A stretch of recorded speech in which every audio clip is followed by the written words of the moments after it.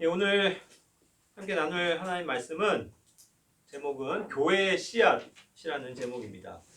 부제로는 무슨 씨앗을 어떻게 뿌릴 것인가 라는 제목이에요. 다 같이 우리 시편 126편 1절부터 6절까지의 말씀인데 다 같이 읽어보도록 하겠습니다. 시편 126편 1절부터 6절까지 읽을게요. 주께서 시온에 포로된 것을 되돌리실 때에 우리가 꿈꾸는 자들 같았도다. 그때 우리 입에는 웃음이 가득하고 우리 혀에는 노래가 가득하였도다. 그때 이교도들 가운데 거하는 자들이 이르기를 주께서 그들을 위하여 큰 일들을 행하셨다 하였도다. 주께서 우리를 위하여 큰 일들을 행하셨으니 그것으로 인해 우리가 즐겁도다. 오 주여, 남쪽에 있는 시내들을 되돌리시듯 우리의 포로된 것을 되돌리소서. 눈물을 흘리며 씨를 뿌리는 자들은 기쁨으로 거두리로다. 귀중한 씨를 가지고 나아가 우는 자는 반드시 기뻐하며 자기의 곡식단들을 가지고 돌아오리로다. 아멘. 예, 이 말씀은 우리가 이제 조금 시대적인 배경을 이해를 해야 합니다. 뭐냐면 지금 이 상황은요.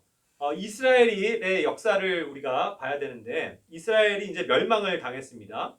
그렇죠? 북이스라엘과 남유다 왕국이었죠. 그렇게 나눠져 있었는데 북이스라엘이 먼저 아시리아에 의해서 BC 723년에 멸망을 했어요. 그리고 그로 얼마 지나지 않아서 조금 더 버티다가 유다 왕국은 이제 바벨론에 의해서 멸망을 당합니다.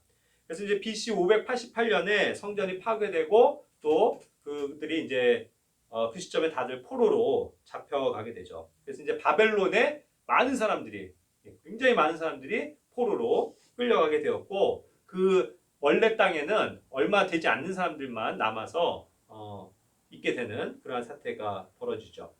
그러다가 이제 시간이 지나서 약 50여 년 후에 이제 귀환이 시작이 됩니다.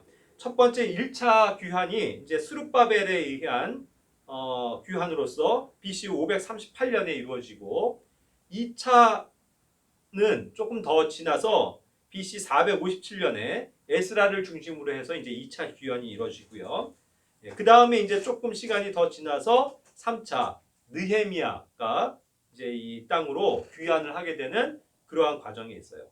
자, 이러한 이제 그들이 바벨론으로 끌려갔다가 많은 백성들이 이제 1차, 2차, 3차에 의해서 이제 돌아오는 그러한 과정에서 이것이 이제 쓰여진 건데 그러한 상황에서 그렇죠?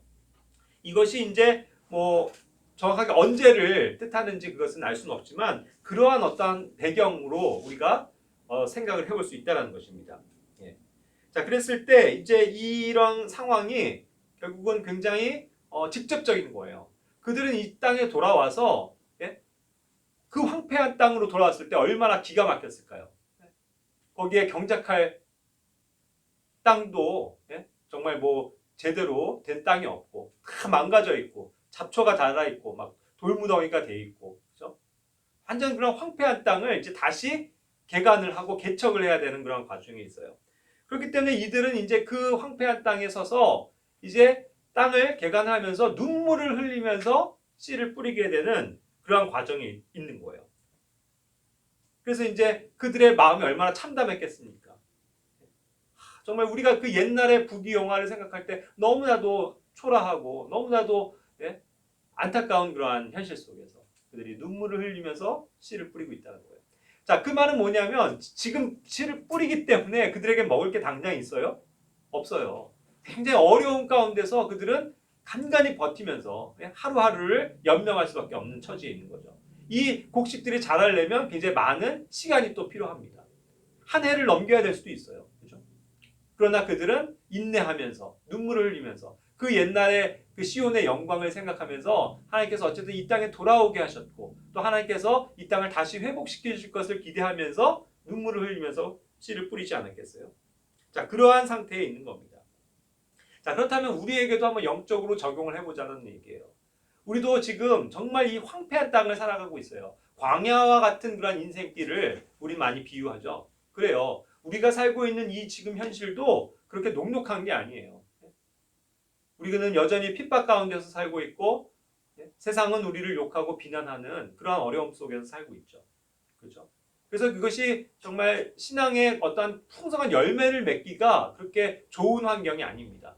그런 상태에서도 우리는 눈물을 흘리면서 정말 헌신된 각오와 희생을 가지고 씨를 뿌리면서 이제 우리의 영적인 삶을 살아가는 것이죠.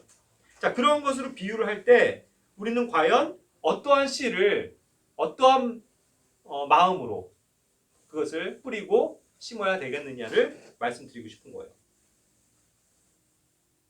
자, 이제 터가 준비된 그런 어떤 상황에 대해서 이제 터에 대해서 씨앗을 놔두고 터를 생각해 봅시다. 시편 80편 8절과 9절 말씀엔 이와 같은 말씀이 있어요. 주께서 포도나무 한 그루를 이집트에서 가져다가 이교도들을 쫓아내시고 그것을 심으셨나이다. 주께서 그것 앞에 터를 준비하시고 그것이 깊이 뿌리를 내리게 하시니 그것이 땅을 채웠으며 라고 말씀합니다. 자, 하나님께서는요 항상 이와 같이 뭔가를 심으시는 거예요. 그 이스라엘 백성을 통해서도 뭔가 한 그루의 나무를 심듯이 이집트에서 그들을 데려다가 이교도들을 쫓아내시고 새로운 땅에 뭔가를 심으셨습니다. 그리고 그들이 자라게 하시고 그들이 열매를 풍성히 맺을 수 있도록 기다려주시고 원하셨던 거죠. 그래서 주님 앞에는 모든 것이 이제 터가 준비되어 있다라고 말씀하시는 거예요. 그리고 그것이 깊이 뿌리를 내리게 하셨다. 결국 그것이 자라려면 어떻게 돼요? 씨앗이 썩어서 이제 땅으로 자꾸 밑으로 내려가면서 뿌리가 든든해져야 되겠죠. 그래야 좋은 열매가 가지가 나올 수 있는 것이겠죠. 그래서 그것으로 이제 그 열매가 땅을 채우기를 바라고 계신다는 거예요. 그렇다면 이제 우리가 이와 같은 것을 생각할 때에 우리는 어떠한 터 위에서 우리가 가야 할까요? 우리가 정말 각자가 하나님의 몸된 지체로서 교회인데 이 교회는 어떠한 터 위에서 우리가 이와 같은 영적인 성장 또 씨를 뿌리는 것들이 있어야 하겠느냐라는 것입니다. 자, 그래서 우리가 이제 신약으로 돌아가서 진리의 터인 교회에 대해서 말씀을 드릴게요. 디모데전서 3장 15절 말씀입니다. 디모데전서 3장 15절. 그러나 내가 오랫동안 지체하면 내가 하나님의 집에서 어떻게 처신해야 할지 내가 알게 하려 하노니 이 집은 살아계신 하나님의 교회요 진리의 기둥과 터니라. 이 말씀 굉장히 잘 아는 말씀이죠. 이것이 굉장히 교회에 있어서 중요한 기초예요. 교회는 어떠한 분명한 터의 기초에 서 있습니다. 그렇죠? 우리가 아까도 돌아와서 그들이 황폐한 땅을 개척을 하는 그런 과정을 받고 또 하나님께서도 그 하나님의 어떤 준비된 땅을 우리에게 말씀하고 계신데 우리 교회 역시도 이 땅을 살아가면서 어떠한 터 위에 서야 하느냐 그거를 우리는 먼저 알아야 되는 거죠. 자, 그것이 이제 하나님의 교회입니다. 하나님의 교회는요 진리의 기둥과 터라고 그랬거든요. 교회가 올바른 서기 위해서는 이 진리가 필요한 거예요. 성경 말씀, 하나님의 말씀. 그 진리가 기둥이 되고요. 그리고 터가 되는 거죠. 그죠? 그래서 이것이 하나님의 교회예요. 하나님의 교회는 진리의 기둥과 터라고 했습니다. 그죠? 진리가 서 있는 그 터에, 기둥에 든든히 서 있는 하나님의 집. 그것을 말씀하는 거거든요. 그러니까 이것이 가장 기초가 되는 거예요. 우리가 이 진리의 하나님의 말씀을 떠나서는 아무것도 할 수 없는 겁니다. 고린도후서 13장 8절 말씀 보시면 알겠죠? 고린도후서 13장 8절. 우리는 진리를 대적하는 어떤 일도 할 수 없고 오직 진리를 위해서만 할 수 있노라. 우리는 결국 교회입니다. 교회는요 진리를 떠나서는 아무것도 할 수가 없어요. 진리 안에 있을 때, 그죠? 그것이 하나님께서 인정하시는 교회라는 뜻이에요. 그러니까 교회는 진리를 위해서만 뭔가 할 수 있다는 거죠. 그러니까 진리를 떠나서는 안 돼요, 교회가. 맨날 교회가 오늘날 교회가 막 사랑만 얘기하면서 퍼주기만 좋아하고 한번 사랑해야 된다 하면서 모든 죄를 덮고 뭐 동성애도 다 인정하고 사랑해야 된다 이런 얘기들 하는데 그거는 성경을 모르고 하는 얘기입니다. 그렇죠? 항상 우리는 이 진리 되신 하나님의 말씀대로 믿고 살아야 되는 것이고 교회는 반드시 이 진리로만 행할 수 있는 거예요. 진리를 떠나서는 우리가 아무것도 할 수 없다는 거죠. 자, 골로새서 1장 5절과 6절 말씀도 이와 같이 말씀합니다. 골로새서 1장 5절 6절. 또 너희를 위하여 하늘에 쌓아둔 소망으로 인함이니 이 소망은 너희가 전에 복음의 진리 안에서 들은 것이라. 이 복음이 온 세상에 있는 것 같이 너희에게 이르렀으며 너희가 그것을 듣고 진리 안에서 하나님의 은혜를 안 그날부터 너희 안에서도 열매를 맺는 것 같이 열매를 맺는도다. 이와 같이 말씀하세요. 자, 결국 교회가 심어야 하는 또 하나의 씨앗이 있어요. 그것은 뭐냐면 우리가 복음을 심어야 된다는 거예요. 복음의 진리를 항상 이야기해야 되고 복음의 진리를 선포해야 되는 것이 교회의 역할인 것입니다. 교회는 진리의 기둥과 터라고 했는데요. 그 진리의 가장 큰 우리 교회의 진리의 핵심 중에 하나는 뭐냐면 구원의 교리거든요. 그렇죠? 예수 그리스도께서 이 땅에 오셔서 우리의 모든 죄들을 다 용서하시고 그 죽음을 이기고 부활하심으로써 우리에게 영원한 생명과 의를 가져다 주신 거죠. 그죠? 그 진리의 복음을, 그 진리의 복음의 말씀을 우리는 항상 이야기해야 되고 그 안에 거해야 하는 것이죠. 그러니까 우리는 항상 이 복음의 씨앗을 심어야 합니다. 그걸 뿌려야 돼요. 교회가 해야 되는 일은 그거예요. 많은 사람들에게, 주변에 있는 사람들에게도 복음을 알리는 것. 그리고 우리도 교회 안에서도 항상 이 복음 안에서 교제하고 복음 안에서 떠나지 않도록 교제하는 것. 그것이 매우 중요한 일이라는 거죠. 그래야만 풍성한 열매를 맺을 수 있어요. 그래야 교회가 성장하는 겁니다. 영적인 영역에서의 성장이에요, 이건. 그렇죠? 그래서 모든 성도들 하나하나가, 지체들 하나하나가 이 구원의 확신 가운데 온전히 서 있고 복음 안에서 자유를 누리며 복음 안에서 기쁨을 누리는 삶. 그걸 살아야 된다는 거예요. 그렇죠? 그걸 떠나서의 성장은 우리가 얘기할 필요도 없는 거예요. 그래서 이것이 가장 핵심적인 씨앗이다라고 말씀드릴 수 있죠.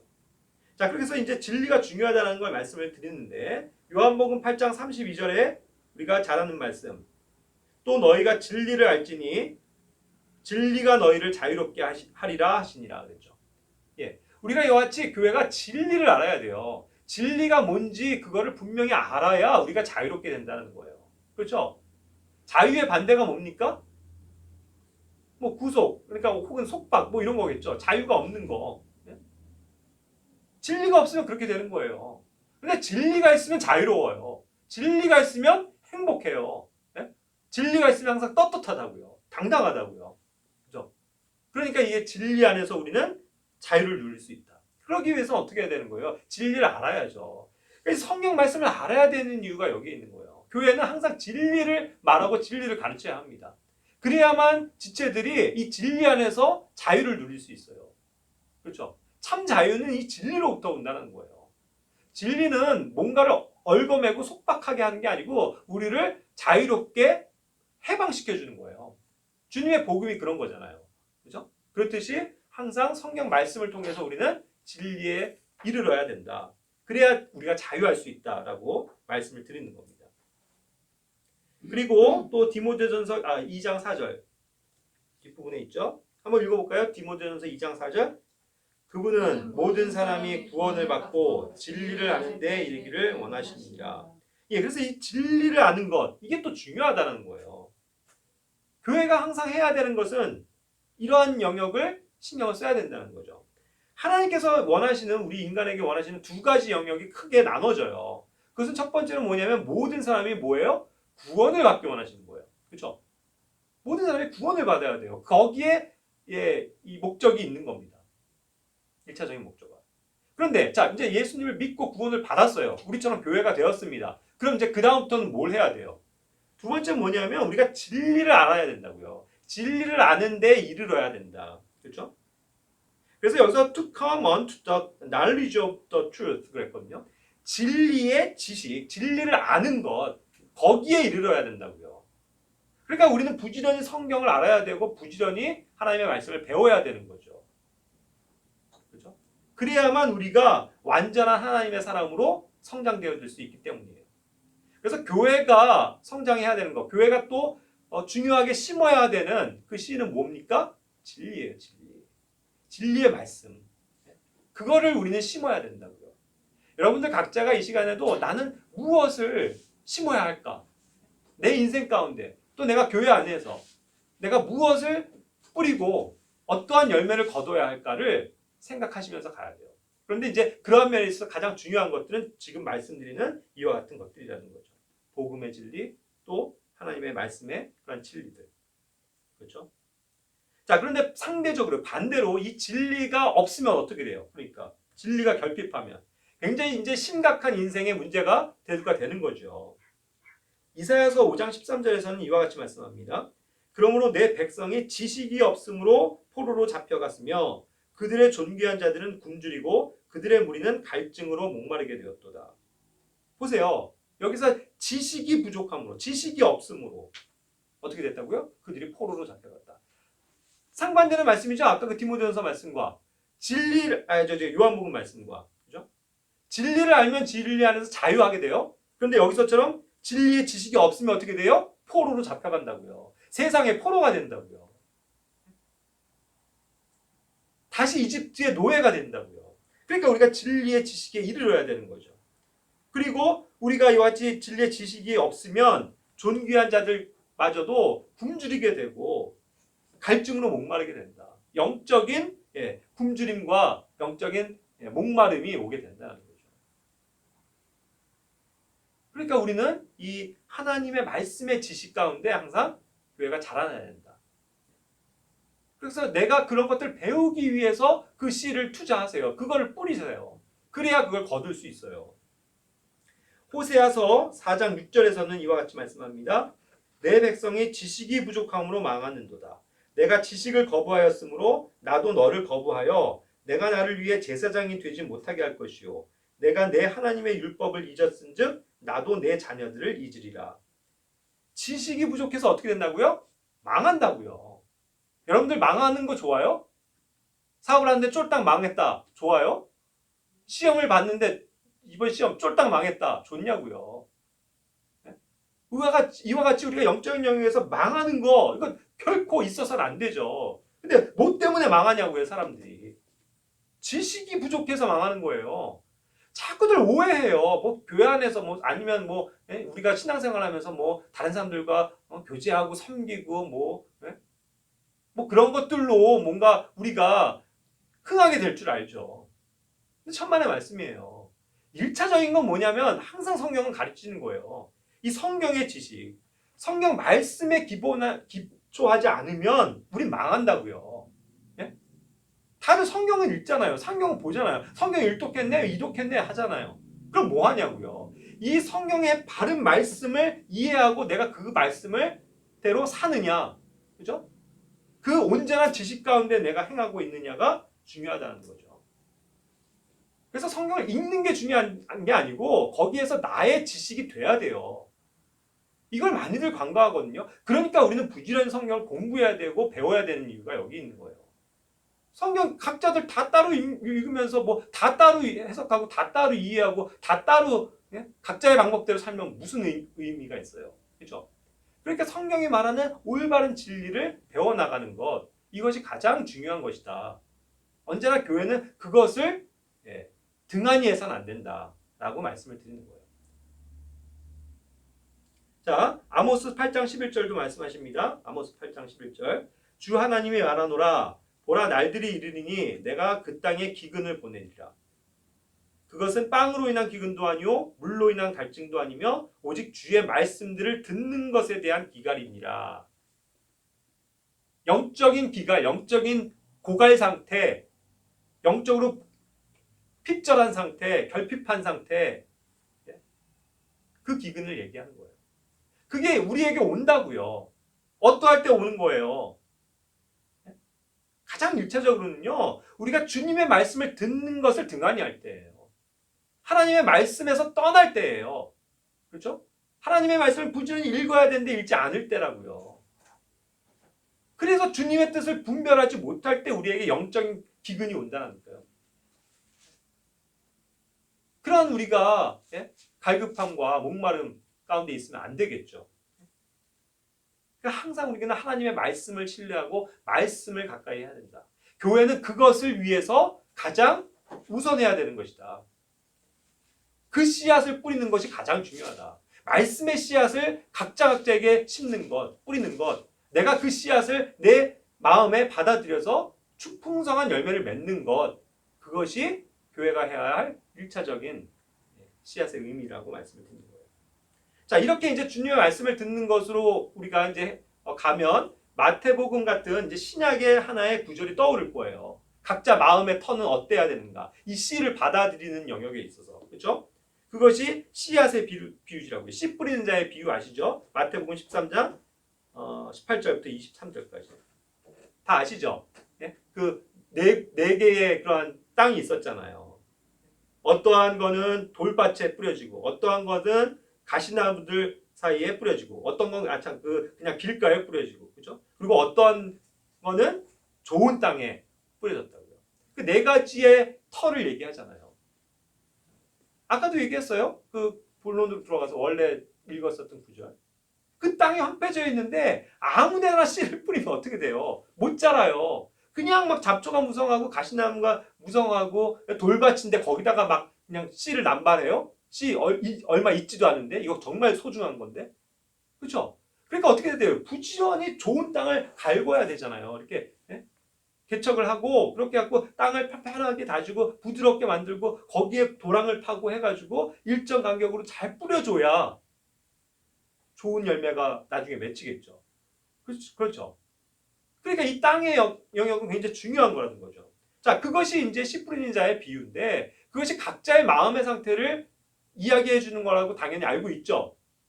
그러니까 우리들의 마음은 어떠한 밭이냐는 거예요. 이 하나님의 말씀을 지식이 중요하다고 했는데 그걸 받아들이고자 하는 각자 여러분들의 마음의 상태는 어떠냐라는 거예요. 제가 참 안타까운 건 뭐냐면 교회 생활을 하면서 이 말씀을 그렇게도 열심히 전하고 가르치고 해도요. 말씀을 그냥 여기로 듣고 그냥 여기로 바로 흘려버리는 사람들이 너무나도 많아요. 오늘날. 이게 뭐예요? 그냥 길가에 뿌린 거예요. 그렇죠? 그 길가에 뿌려진 그런 마음의 상태라는 거예요. 아유, 저 사람 뭔 얘기를 하든 뭐 그냥 딴 생각하면서 듣고 그냥 여기로 흘려버리고. 그러니까 남는 게 없죠. 그러니까 그냥 새들이 와서 그냥 다 쪼아 먹어버리죠. 그렇죠? 그리고 또 어때요? 이게 돌밭 가운데 있으면 듣긴 들어도 뭔가 그냥 불편한 마음으로, 예? 마음이 막 굳어져 갖고, 저건 저 형제 생각이지 그러면서 자기의 고집으로 안 받아들이고, 뭐 저렇게 얘기해 하면서 판단이나 하고 있고, 그런 식으로 목이 곧아가지고 마음이 그냥 강팍해져 갖고, 이게 하자하다는 건데 딱딱해져 가지고 안 받아들이려고 한다는 거예요. 자의적으로 해석들을 해요. 하나님의 말씀을. 그래, 넌 그렇게 얘기해라. 난 이렇게 생각하련다. 이런 생각으로 하나님의 말씀을 받아들이니 무슨 유익이 있냐고요. 역시 그것도 잘하려다가도 뿌리가 없으므로 그냥 불타버리는 거죠. 해에 쪼아서 말라버리는 거죠. 그리고 또 있어요. 예? 이제 그런 토양은 괜찮은데 가시나무, 예? 가시 엉겅퀴 이런 데 속에서 자라니까 이게 막 자라려고 하면 방해를 받고 막 외부적인 환경에 의해서 어려움을 겪는 거죠. 결국 그런 건 뭐냐면 이게 이렇게 유약하게 자라면서 결국 그런 것들 이길 수 있는 힘이 없는 거죠. 그렇죠? 그래서 뭔가 조금만 나에게 불편한 환경, 열악한 환경이 돼버리면 믿음 생활을 못 해버리는 그러한 얕은 믿음의 사람들도 있을 수 있다는 거예요. 우린 그렇게 돼서는 안 돼요. 환경을 두려워하지 말아야 합니다. 환경에 영향을 받아서는 안 돼요. 코로나 같은 전염병 왔다. 이제부터 교회 모임 안 나가고 난 집에 있으려한다. 이게 이런 상태라고요. 왜 그런데 그런 걸 깨닫지 못하냐고요. 그렇게 돼서는 안 돼요. 우리가 그런 환경일지라도 내가 이런 걸 두려워하지 않고 내가 여전히 주님을 섬기고 예배하겠습니다 하고 온전한 마음으로 나와야죠. 그래야 그 가시덩굴을 그게 사실 얽어매고 있는 건데 그거를 이길 수 있고 승리할 수 있는 건 아니겠어요? 그렇죠? 자, 그렇기 때문에 저는 이런 외부 환경만 뭔가 어려움이 닥치면 그냥 바람에 날려서 흩어져서 날아가 버리는 그런 껍질과 같은 신앙이 돼서는 안 된다라고 말씀을 드리고 싶어요. 견고해야 합니다. 우리는. 자, 그리고 이제 마지막이 뭐예요? 좋은 땅. 정말 좋은 땅이 되면요, 그것이 이제 쑥쑥 자라게 돼 있다고요. 여러분들 죄송하지만 구원받은 지 몇 년 됐어요? 얼마 됐어요? 그냥 몇 달 안 됐어요? 그게 아니라면 1년 됐고 2년 됐고 5년 됐고 10년 됐다면 어때야 돼요? 풍성한 열매를 맺는 그런 성숙한 자로 자라 있어야 되는 거 아니에요. 그렇죠? 그러려면 항상 이 좋은 마음의 밭이 되어서 항상 하나님의 말씀을 잘 받아들이고 그래야만이 성장할 수 있겠죠. 우리들의 마음이 다 그러하기를 원한다는 거예요. 이건 굉장히 중요한 영역입니다. 우리가 항상 자주 듣는 말씀이긴 하지만 정말 우리가 적용해 봐야 돼요. 나는 어떠한 지금 마음의 밭을 가지고 있나. 이 씨앗이 과연 내 안에서 정말 잘 자라고 있냐. 그거죠.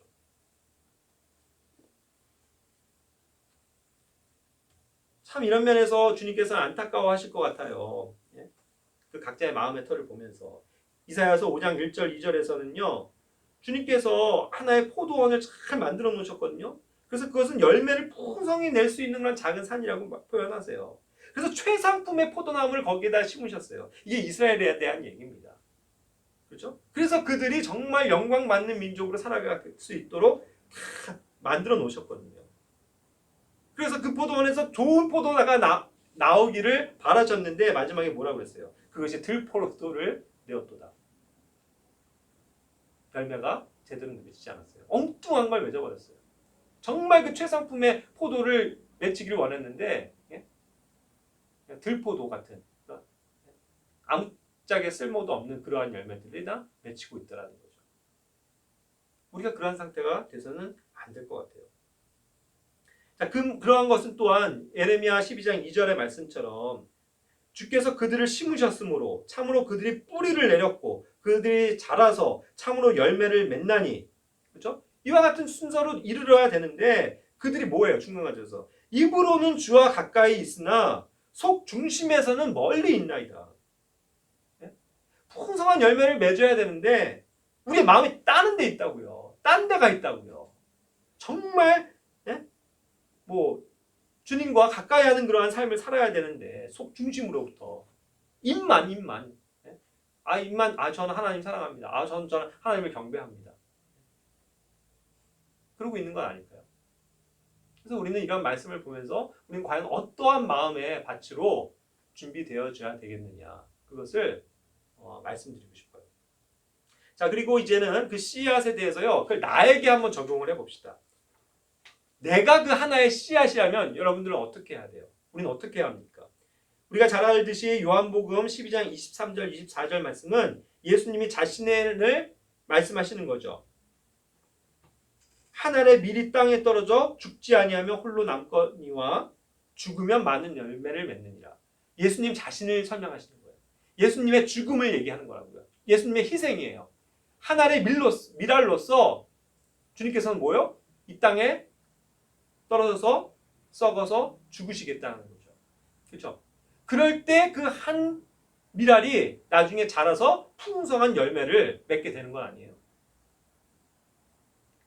그 예수님이 하시는 순종의 사역을 말씀하시는 거라고요. 그것을 우리에게도 그렇게 살기를 원하시는 건 아니에요. 우리는 하나의 밀알, 그 씨앗이 돼야 돼요. 근데 어떠한 씨가 돼야 되냐고요. 우리는 사실 모두가 다 복음 안에서 좋은 씨예요. 그렇죠? 그런데 그것이 좋은 토양에서 좋은 열매를 맺기 위해서는 1차적으로 아까 이제 그런 것들 말씀드렸고, 내 자신이 어떻게 돼야 돼요? 준비가 돼야 돼요.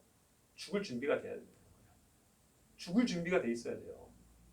예수님과 함께 죽고 예수님과 함께 살고, 아까도 주의 만찬 때 우리가 얘기했지만 그 요나단의 혼이 정말 다윗과 밀착이 되어서 정말 그렇게 자기 혼처럼 사랑했던 것과 같이 우리가 주님과 밀접하지 않으면 주님과 함께 죽고 주님과 함께 살겠습니다라는 그 헌신된 마음이 없이는, 그 희생과 순종이 없이는 우리는 이 땅에서 성공할 수 없어요.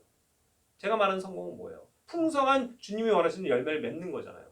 그게 안 된다니까요. 그러니까 우리는 날마다 죽노라. 내가 죽어야만 하나님의 영광이 살아나신다. 그거라고요. 우린 죽어야 돼요. 이 땅에서 죽어야 돼요. 근데 그 죽음을 너무 피상적으로만 생각해요. 사람들이. 그것도 문제인 것 같아요. 바울이 얘기하는 거, 사나 죽으나 우리가 주님의 것이다. 죽는 것도 두렵지 않다. 나는 날마다 죽는다 한 게요. 진짜로 그는 그런 죽음의 위협을 너무나도 많이 맛보면서 경험하면서 고백하는 거잖아요. 우리는 정말 그런 고백이 좀 됐으면 좋겠어요. 두려워하지 말고. 뭐가 그렇게 두려워요? 코로나를 너무 무서워해. 뭐가 그렇게 두려워요? 걸려서 죽으면 죽는 거지. 안 그래요? 솔직히? 네? 그거 우리가 안 걸리려고 마스크 쓰고 별짓을 다 해봐요. 그래도 걸리려면 걸려요. 그거 무섭다고 우리가 예배 안 드려요? 그거 무섭다고 사람들 안 만나요? 아니잖아요. 그렇죠? 그러니까 그런 면에서도 적용을 해야 돼요. 적용을. 그럼 말씀을 맨날 듣고서 뭐 그냥 흘려버리면 뭐하냐고요. 하나님의 말, 미리 땅에 떨어져 죽는다는 그 영역이 실제로 내가 죽어야 된다는 거. 나의 자아, 혼이 죽어야 되는 것뿐만 아니라 그 안에는 내 육신이 주를 위해서 죽을 준비도 되어 있어야 된다는 거 아니에요? 그게 맞잖아요. 그래야 주님이 가신 길을 갈 수 있잖아요. 주님이 십자가를 지고 죽으러 가셨는데 우리는 살겠다고 발버둥 쳐요? 뭔가 잘못됐어요. 오늘날 성도들의 삶이. 우리는 이 시간에 그런 거에 대해서 정말 진지하게 생각해 봐야 합니다. 자, 계속 이제 이 씨앗에 대해서도 얘기하는데요. 마태복음 13장 24절부터 30절 말씀해 보면 그 이걸 이제 곡식이라고 표현했는데 밀과 가라지가 나와요. 가라지. 결국은요, 우리가 이렇게 자라날 때, 씨가 이제 열매를 맺고 자라날 때 항상 어떠한 이제 상황이 오냐 하면요, 우리 교회 안에 주변에 함께 자라는 것들이 있어요. 현상적으로. 그게 뭐냐면 가라지예요. 가라지. 결국 이 가라지는요, 뭔가 잡초 같은 거거든요. 뭔가 들불 같은 뭔가 이 밀이 자랄 때 밀이랑 되게 비슷하대요. 되게 흡사하게 생겨갖고 이게 처음에는 밀인지 이게 잡초인지 모르는 그런 종류의 것들이에요. 되게 비슷한. 그걸 이제 가라지라고 그러는 거거든요. 밀이 막 열리고 있는데 자꾸 그런 것들이 옆에서 같이 기생을 하고 있어요. 그러니까 이것들이 헷갈리는 거고 이게 사실 교회의 영양분을 순수한 알곡의 영양분들을 뺏어가는 거고 자라는데 방해를 주는 것들이긴 하죠. 그런 것들이 항상 있다고요. 우리 주변에. 순탄하게 완전 온실의 화초처럼 그냥 탁 다질한하게 돼가지고 풍성하게 쫙 아무 문제 없이 자라느냐? 그게 아니라고요. 우리 주변에 항상 우리를 괴롭히는 가라지들이 있어요.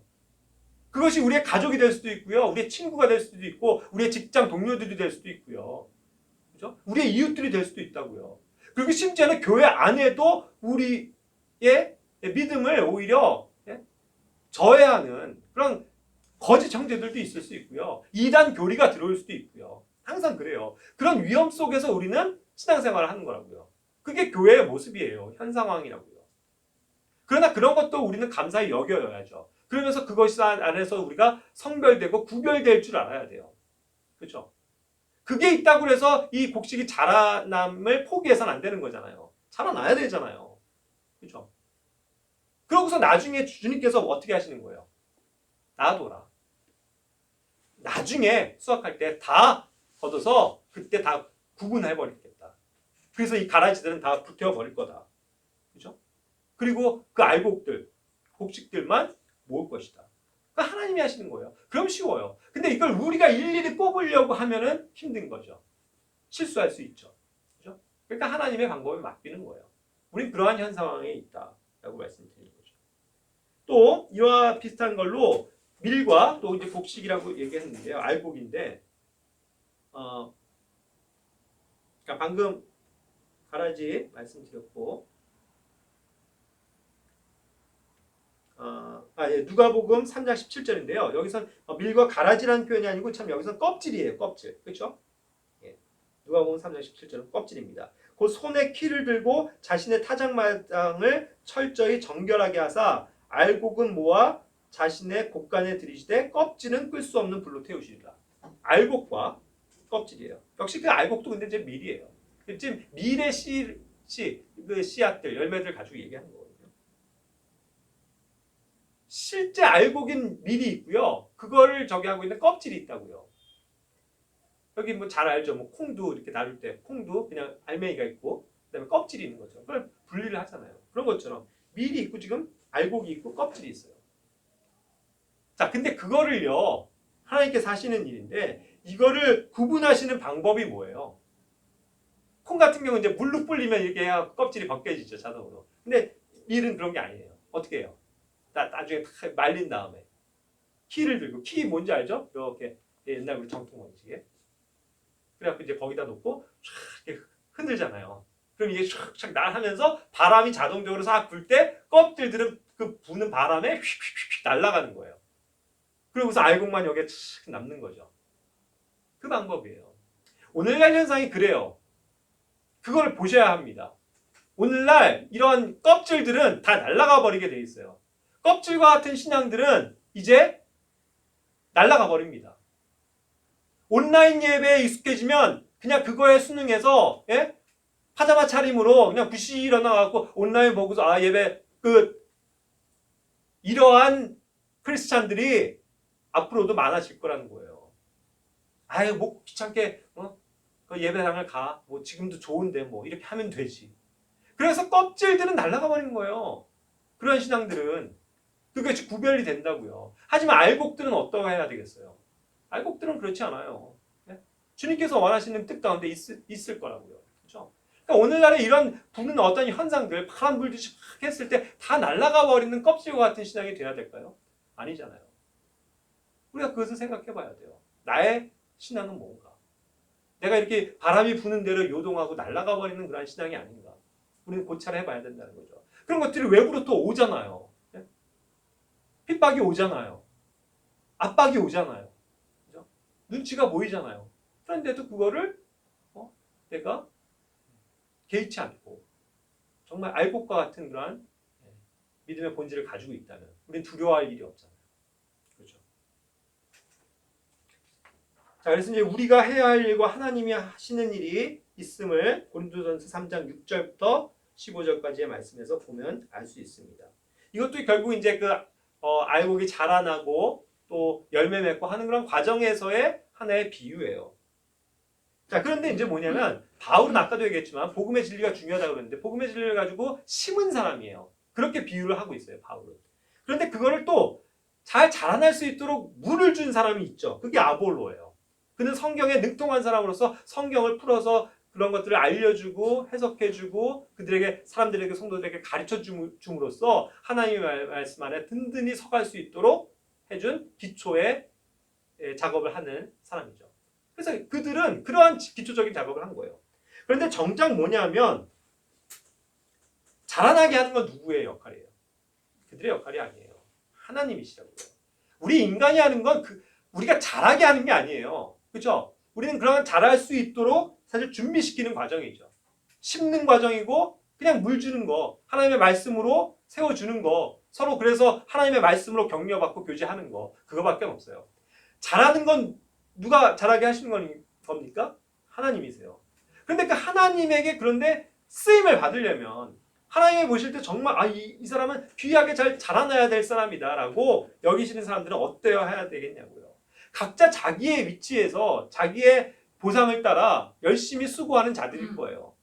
그렇죠? 그런 것들을 얘기해 주는 거 아니겠어요? 그래서 이제 후반으로 가면은 뭐예요? 그 기초가 뭐냐? 그 예수 그리스도라는 그 기초 위에 우리가 든든히 서서 각자가 보상받을 만한 그리스도의 심판석에서 그런 것을 힘쓰고 그런 것에 들여지는 사람, 그것을 얘기하고 있잖아요. 불로 탁 타서 없어져 버릴 게 아니고 정말 남는 것, 그리스도의 심판석에 탁 갔을 때 다 귀하게 남는 것이 있는, 그래서 보상을 받을 수 있는 사람들이 돼야 된다는 말씀하시잖아요. 결국 그거예요. 각자가 해야 할 일을 각자의 은사에 따라서 각자의 분량대로 하지만 넘치도록 우리가 이런 것을 하고 살아야 된다는 거죠. 자라나게 하시는 분은 궁극적으로는 하나님이세요. 하지만 그 안에서 우리가 있을 때에 함께 자라나야 되는 우리는 지체들인데 이 일에 힘써야 되지 않겠어요? 그걸 안 하고서 내가 어떻게 가서 주님 앞에 섰을 때 보상을 받겠어요? 그렇기 때문에 우리가 하나님을 신뢰하는 가운데 우리 각자가 해야 할 일이 무엇인지를 계속 깨닫고 또 그것에 들여지는 삶을 살아야 되겠다라고 말씀을 드리는 거예요. 마지막으로 한 구절 읽고 마치겠습니다. 고린도 후서 9장 6절. 고린도후서 9장 6절. 우리는 어떻게 뿌려야 할까요? 이 뿌린다라는 씨앗을 뿌리고 심는 것에 있어서. 고린도후서 9장 6절. 다 같이 읽겠습니다. 다만 내가 말하려는 바는 이것이니 곧 인색하게 뿌리는 자는 또한 인색하게 거둘 것이요 풍성하게 뿌리는 자는 또한 풍성하게 거두리라는 것이라. 이 원리를 잊으시면 안 돼요. 물론 이것은 이제 우리가 물질로서 드리는 어떤 헌금과도 연관된 구절이긴 하지만 영적인 영역에서 우리가 분명히 적용을 해볼 수 있는 굉장히 귀중한 구절입니다. 우리 각자가 아까도 얘기한 것처럼요, 이 씨 뿌리는 거였잖아요. 씨를 가지고 있어서 그걸 같이 이제 뿌리는 거죠. 결국 투자하는 거예요. 처음에 아무것도 못 얻은 상태에서 투자하는 겁니다. 내 시간을 투자하고 내 에너지를 소비하고 내 물질을 쓰고 하면서 주님을 섬기겠다고 해서 뿌리는 거잖아요. 그럴 때 과연 우리는 어떻게 그런 것들을 심고 뿌려야 하냐는 거죠. 인색하면 안 돼요. 그렇죠? 인색하게 하면 안 된다. 그러니까 그 일을 인색하게 해서는 안 된다는 얘기예요. 그렇죠?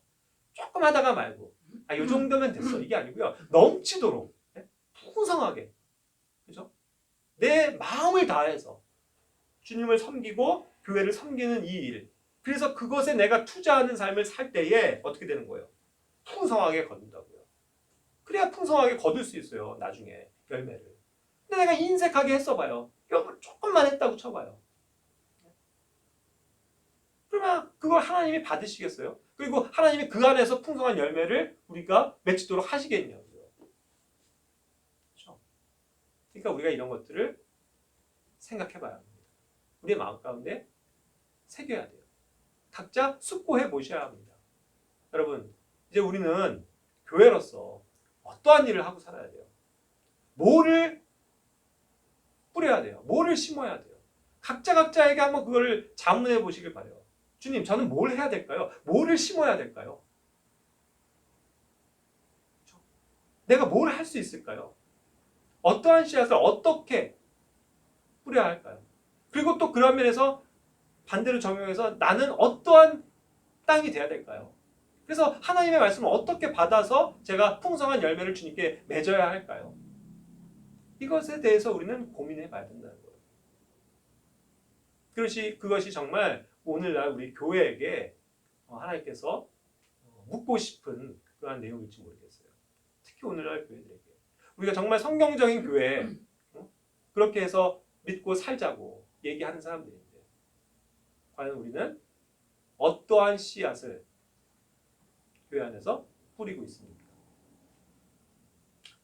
다 같이 기도하고 마칠게요.